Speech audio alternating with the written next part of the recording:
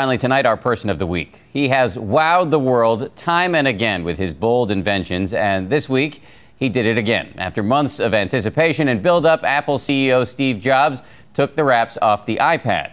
What struck us is that millions of us own something he has designed, yet most of us know next to nothing about this very private man.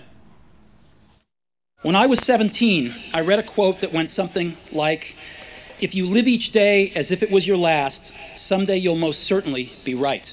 Most people know this much, that in this California garage in 1976, Steve Jobs built the brains of the Apple computer. What you may not know about Steve Jobs is this. He was adopted by working-class parents, dropped out of college, followed a guru, became a Buddhist and a vegetarian, and he still worships Bob Dylan.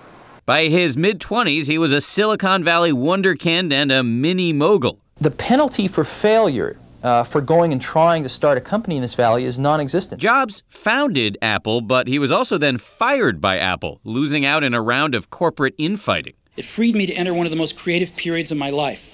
He started another company, which Apple later bought. And so Jobs was then back at Apple, older and wiser, but still plotting revolution. Lots of them.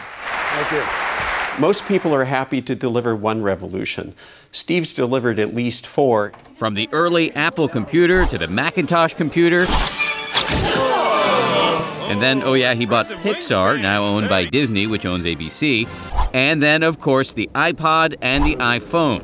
The reason Steve's different than a lot of people in the technology world is that he thinks in real life. This is a guy where innovation lightning just seems to strike again and again and again. He delivers devices that are not just function, but objects of deep desire. And so when this man who has become a cultural icon... Lisa, how would you like to work from Apple? Would I ever? A man whose company just posted a huge profit during a bad recession.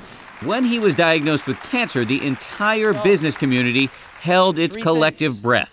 Every time he takes a sip of water, I think people are wondering, is Steve okay? Because he is one of the great geniuses of business history. I mean, he's our Thomas Edison. Now, this mysterious mogul is trying to spark his latest revolution. We think we got the goods. We think we've done it.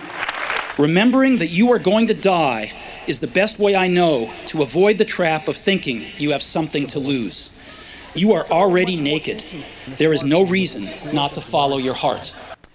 And so we choose Steve Jobs. He went from the garage to the pinnacle of technology. And that's going to do it for World News on this Friday. I'm Dan Harris. For all of us here at ABC News, thank you for watching and have a great weekend.